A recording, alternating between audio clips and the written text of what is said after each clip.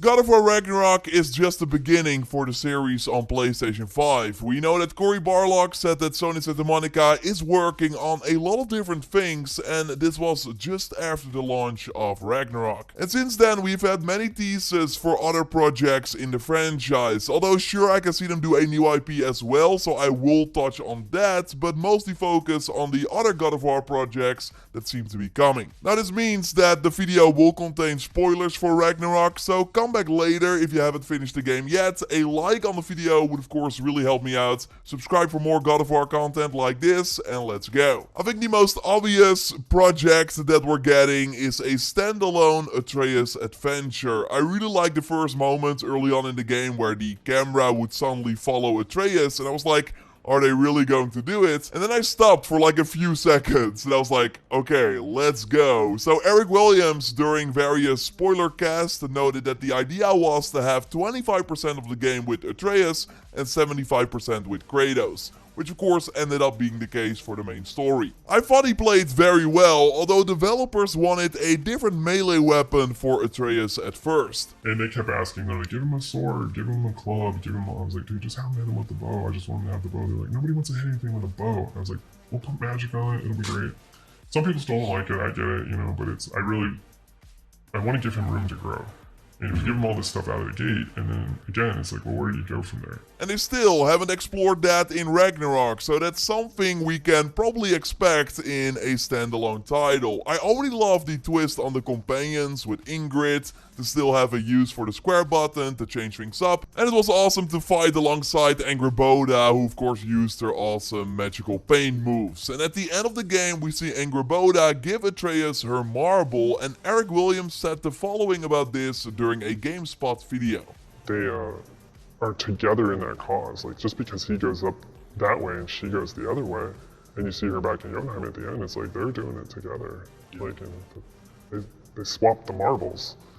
And the marbles are what help, they're almost like compasses that help find each other when they go through the Utgard. And it's like, you know, she already had his, that's why she keeps finding him, but she gave him her marble.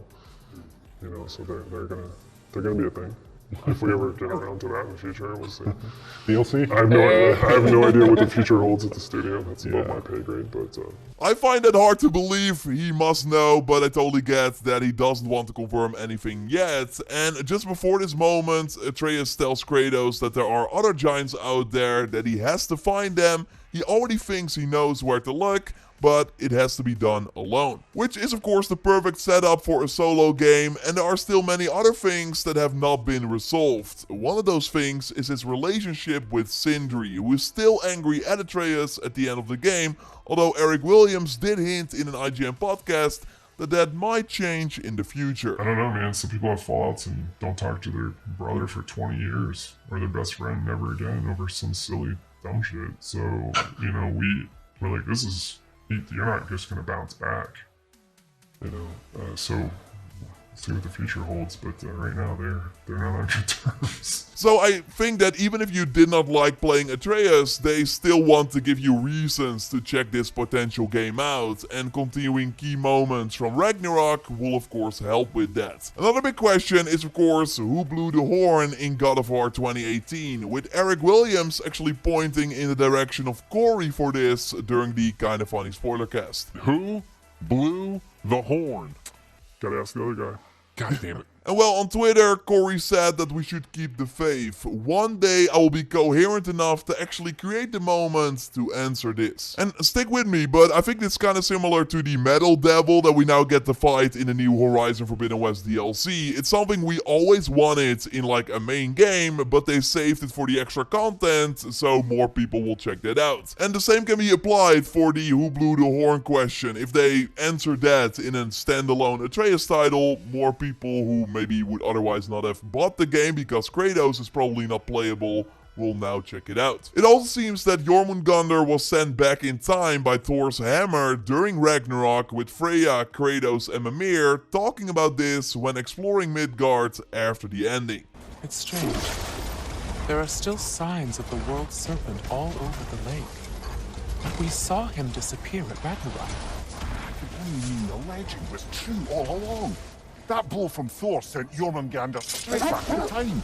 A younger Jormi, fresh from Jotunheim. would grow into the serpent we know. When we first met the snake, you said that he found Atreus familiar. Perhaps they met in Jotunheim. Perhaps so, brother. We'll have to ask the lad for that story when we next see him.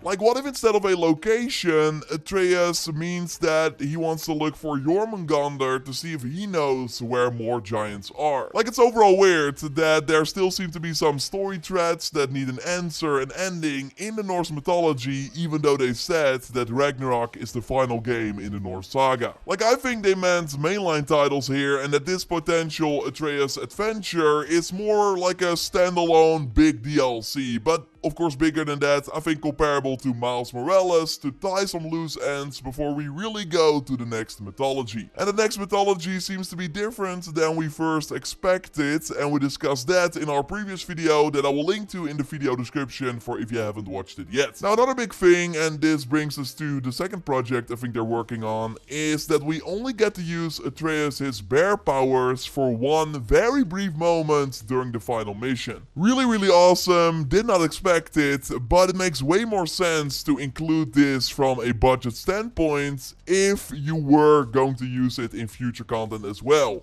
Like that Atreus $40, $50 standalone game like Miles Morales, but also in co-op. Yes, okay, while the Atreus game I think is very likely going to happen, this next project is more a theory I have, but stick with me because I got a ton of interesting points to back it up. First, let's start with Truth. We of course learn at the end of the game that she has something that she needs to find, which if we return to the blacksmith in Alfheim, see is Mjolnir. So she now has the weapon that we wanted Kratos to use in Ragnarok, but as Eric Williams already said also during Spoilercast, and we noted this in our previous video as well, it was the weapon we most expected, and the Leviathan Axe was also designed as a counter to Mjolnir, so maybe weird to have both of them. They would also play quite the same, while the spear is something completely new instead. Now, what I'm trying to say is that I don't think we should lose all hope yet. Like, I don't think Truth will get her own game, but she would be perfect as one of the playable characters in a co-op title. They already did a ton of combat animations for her, and really, when playing that Niflheim mission, for example, I already had a feeling that I was playing a multiplayer game with Truth controlled by a different player. We know that the Ragnarok post-game